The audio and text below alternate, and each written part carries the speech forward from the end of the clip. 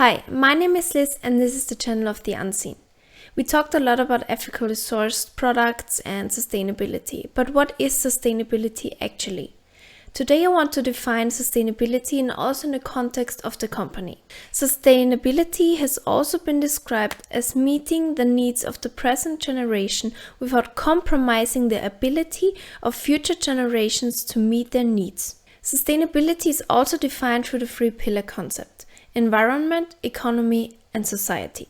Of course, it is not always possible to include all the three pillars into a product, but that should be the goal, and that is also the goal of The Unseen. Considering the definition of the Brundtland report, it just means that the present generation should live and work and use the resources so that the future generations also have a planet that is habitable. Today I want to talk about a few small changes that you can incorporate into your daily life so you are able to live a more sustainable life without changing everything and giving up everything. The small changes I'm going to talk about today are when you go in grocery shopping. And the first tip I can give you is to use a reusable bag or a basket that you take with you when you go grocery shopping. You could leave the basket in your car or in your doorway so you don't forget it when you go in grocery shopping. And you can leave a small or a big bag, however big your regular bag is, in your handbag. So you always have a bag with you when you are spontaneously on, I don't know, maybe you're in the city and you forgot, oh, I need milk or eggs or flour or whatever, and then you still have the bag you can put your stuff into, and you still have a reusable bag with you every time you go grocery shopping. This also reminds me of the baskets that I showed you last week when I introduced you to the band Baba Tree. You could just use a basket like this to do grocery shopping or even do a picnic, whatever you use a bag for or a basket. The second tip I can give you is to try to buy regional and local produce for a fair price. And even if you buy something that comes from far away, try to go for maybe fair trade or bio products so you pay a fair price for the laborers as well. A lot of times laborers don't get enough money to make up for the living. And if you think about it, if we would just pay a little bit more, which wouldn't hurt us, but could help the laborers that produce the things for us that we buy a lot. They often have to work under horrible conditions and or are abused by the superiors. And if you choose to buy a sustainable product, you could go against it. Choosing sustainable products can lead to a safe working environment, fair pay, human rights, health and social equity, labor rights, social responsibility and justice, community development and well-being, product responsibility, and the list goes on and on. With choosing good products, you can choose a better future for future generations, of course, and also for us.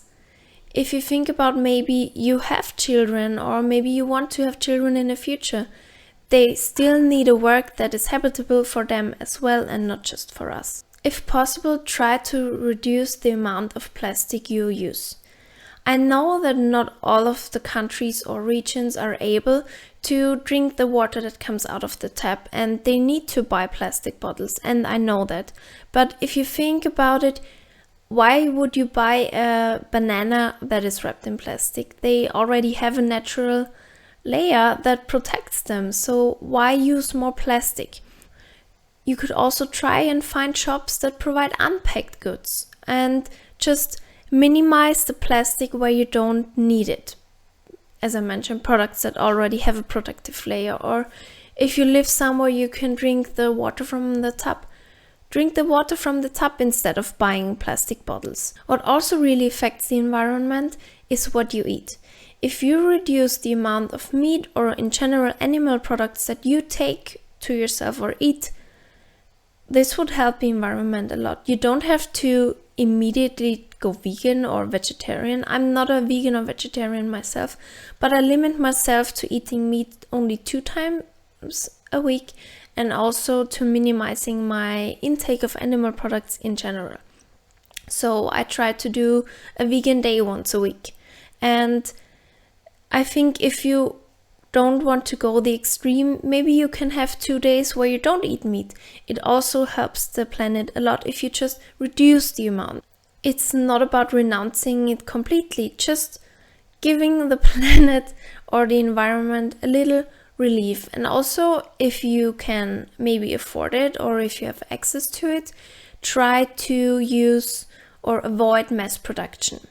You could even try incorporating just more vegetables into your daily life, and maybe you can find substitutes for your favorite meals. Just you can look on YouTube and look for, I don't know, what do you like to eat? Maybe bolognese, and you can type it in, vegan or vegetarian bolognese, and then you find a few substitutes for that, so you can switch it out. What also plays a big role for the environment is food waste. In the UAE, on average, a person wastes around 224 kilograms of food each year. The UAE is working on reducing their food waste, but every individual should help to do that, and it is pretty simple doing so. For example, if you plan your week ahead, you can just talk maybe on Saturday and talk about the things you want to eat the next week and buy groceries according to that. You could talk about how many people are going to eat them, why, and do we have to buy something outside? Maybe we want to eat some leftovers, or we want to eat takeaway or takeout. Is it called takeout? But I think you know what I mean. Anyways, you can reduce your food waste by planning ahead, because then you don't buy too much and you don't buy just things that you're not going to use then because you don't want to cook them or there are not enough people eating. If you have leftovers, eat the leftovers before you cook something new. Or if you have leftovers a lot of times, just plan 1 day in a week or 2 days in a week how often you want leftovers, and just plan them for, okay, we're going to have leftovers on Friday from the days before, so Friday will be our leftover day. Also keep in mind to keep the produce that goes bad first in the front so you don't forget them. And also my last tip for food waste is that the best before date doesn't mean that the food is bad. Just smell it, and if it smells normal and the consistency is normal, you can still eat it. I hope you found this video informative and you enjoyed watching it. Leave a like, leave a comment, and also subscribe to this channel and click the bell so you get notified whenever we upload a new video. If you have any other suggestions, leave them in the comments so we can help each other out. And I hope to see you next time. Bye!